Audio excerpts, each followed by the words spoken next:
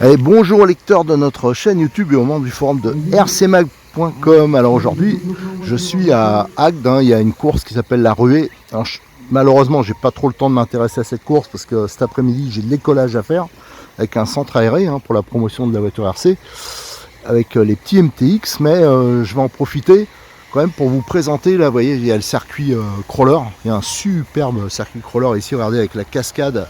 Là-bas, il y a une petite cascade. Alors, à chaque fois qu'il y a une course, mais en même temps, il faut un peu de crawler. Vous voyez, le tracé, ça je vous l'ai déjà présenté. Regardez le pont, c'est vraiment assez génial. Alors ça, on est à la Taramissière, c'est ça, je crois que c'est à Agde. Je ne me rappelle plus le quartier, comment ça s'appelle exactement. On est vraiment à côté du Gros d'Agde, pour ceux qui connaissent. L'Hérault est juste à côté, le fleuve, enfin la rivière. Enfin non, le fleuve, parce que ça jette dans la mer. Et vous avez le Gros d'Agde, le port, là, avec des petits restos assez sympas. Enfin voilà, c'est un endroit très touristique. Autour, il y a piste de karting, enfin il y a pas mal de choses. Et là, vous voyez, les petits crawlers qui s'amusent. Ils s'éclatent comme des fous. Et là, il y a quelques crawlers exposés. Alors c'est ceux qui roulent. Et il y en a un, il y a celui de Stéphane Matteo, qui est en exposition. C'est une nouveauté. C'est le nouveau, donc CRX2. Alors ça, on vous a déjà fait les présentations. Alors en fond sonore, vous entendez la sono de la course. Et ça, c'est la version Land Cruiser qui va être dispo très prochainement. Alors, on vous a déjà présenté la présentation, enfin la version 504 Peugeot. Voilà. Et là, il y a quelques petites différences. Alors, visuellement, bien sûr, il y a la carrosserie. Voilà. Et on peut voir que cette carrosserie, c'est assez complet. Regardez, il y a l'arceau ici, là, qui est intégré. Il y a les pare-chocs.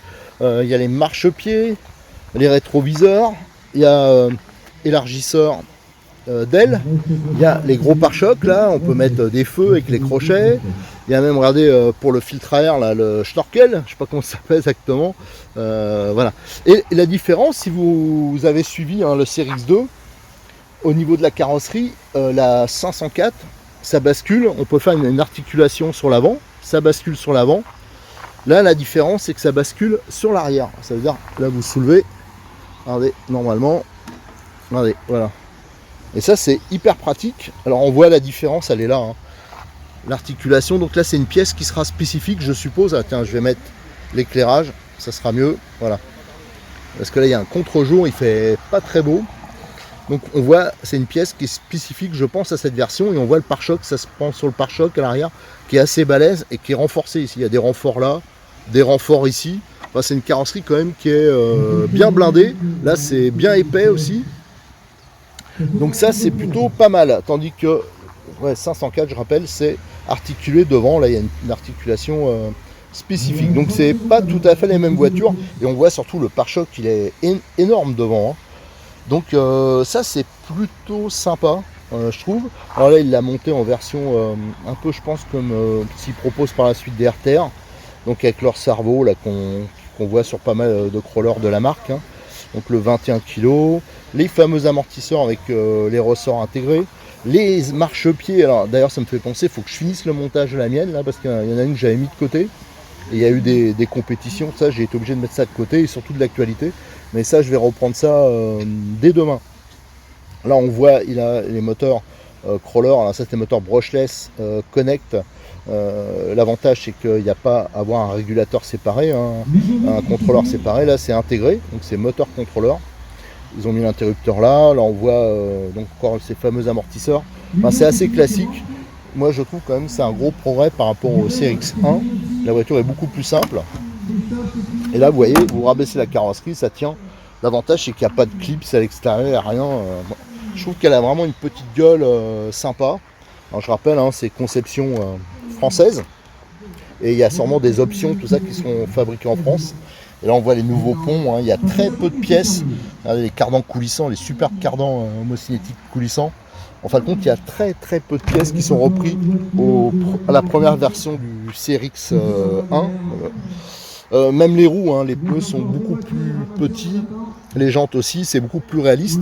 Et je rappelle que l'autre fois, j'ai montré le stock à Cyril de Model X34. Déjà, il a ces voitures-là en stock. Alors, pas celui-là, dès que c'est dispo, il l'aura.